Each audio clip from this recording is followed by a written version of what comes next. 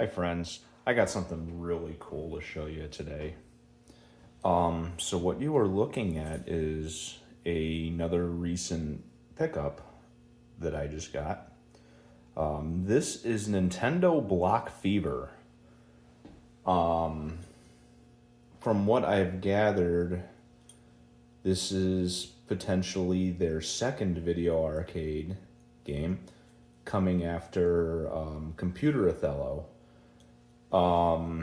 This cabinet is actually made from most of the same body as normal Computer Othello.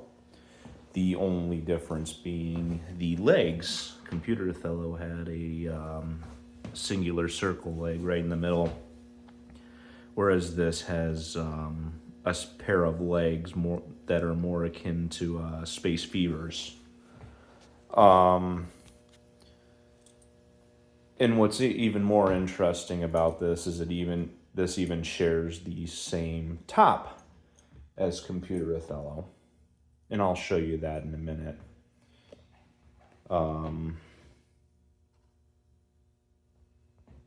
This is a very good example of this machine.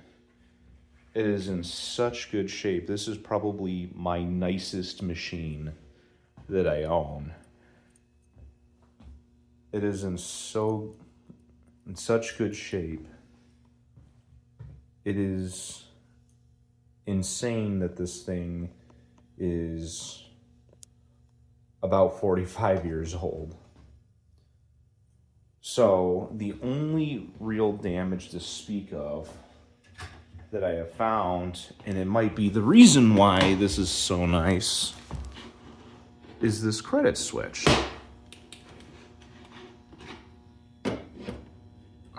Sorry, the lighting is not very good in this room.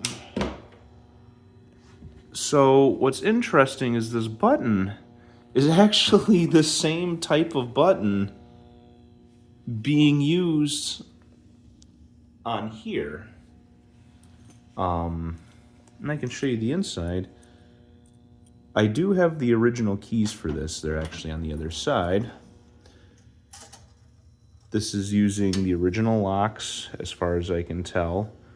They are Takagen 6510s, which Nintendo used religiously, all the way up to the red tents. But yeah, this looks like the same kind of switch that they used in there.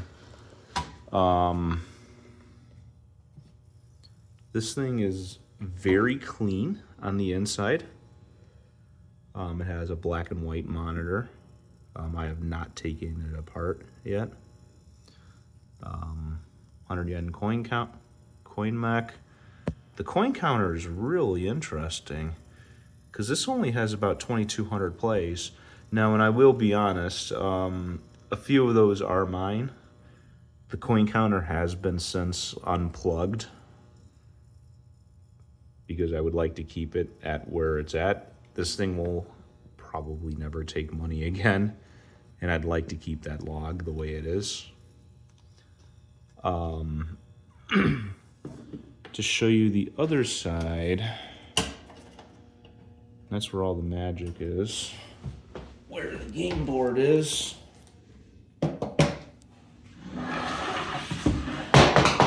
Now, this game board I had never seen before. I had been looking for pictures of it, but had failed to find any, really.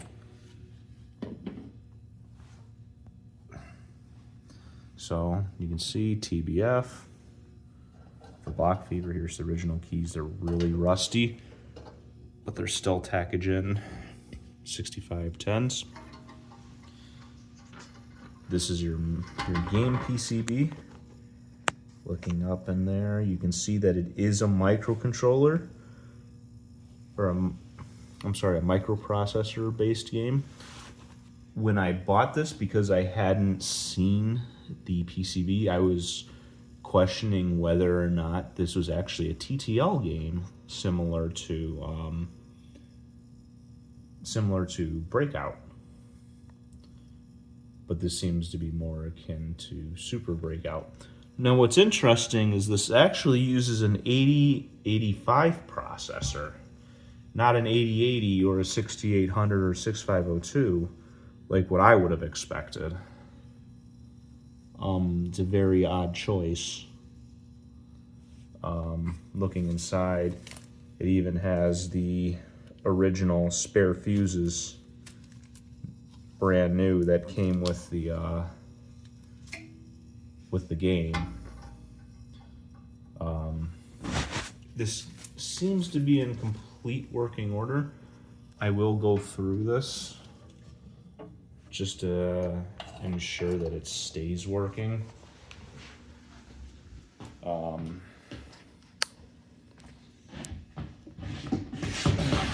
just to show what it's kind of like, it has a dial selector switch where you switch between 3 games, or rather 3 different versions of the same game. One where it has the blinking blocks in the middle.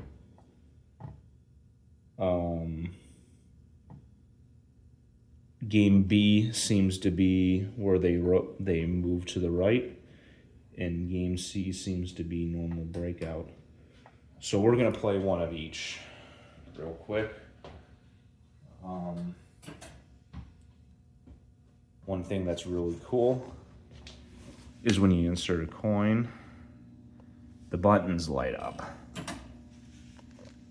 That's really cool.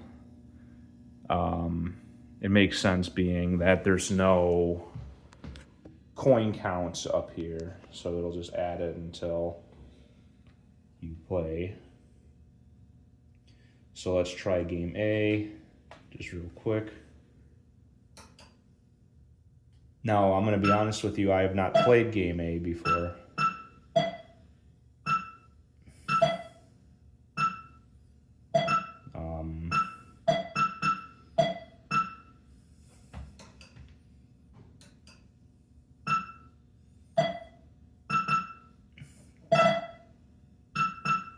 It sure is Breakout. It gets hard very quick.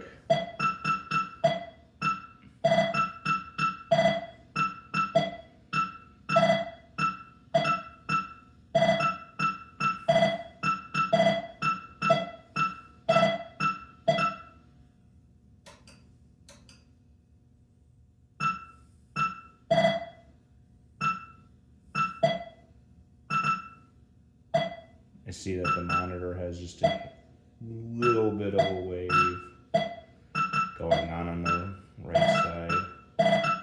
So this thing might need a recap or an adjustment. I am unsure.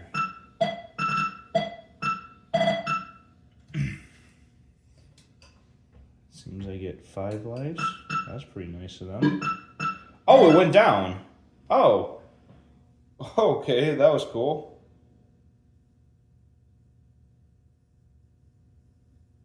Look at that. And it's just going to keep on going.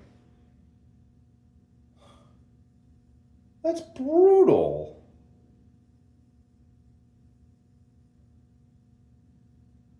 That is actually brutal.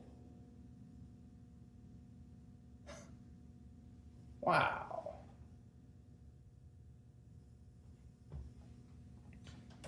So let's see what game B's like.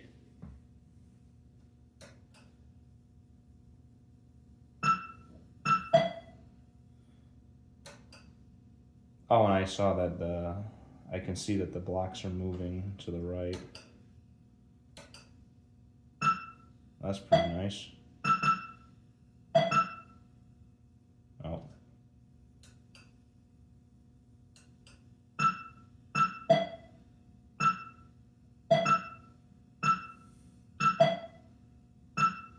Alright, I'm just gonna let myself die here.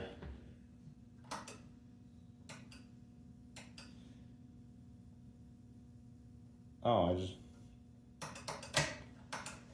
I guess it, that's interesting. Anyway. So let's set game C, just for completeness sake. I did have to spray the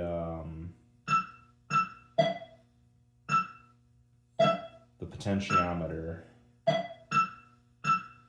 It was not working. It does not work on the other side right now.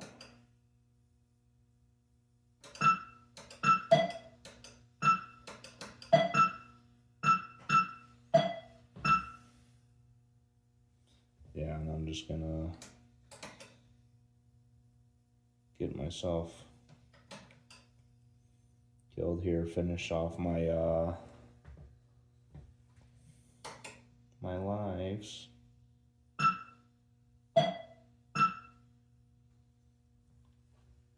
This is really cool. This is a 100-volt machine, so I have my little transformer right down there for now until I figure out a good way to convert this to 100 volts. I don't think there's any taps inside for the transformer that'll let me do it. Yeah. So this is really cool. I am very happy to have gotten this one. This is definitely the rarest Nintendo machine that I have. Anyway, thanks for watching, and thanks for putting up with my rambling. Have a good one.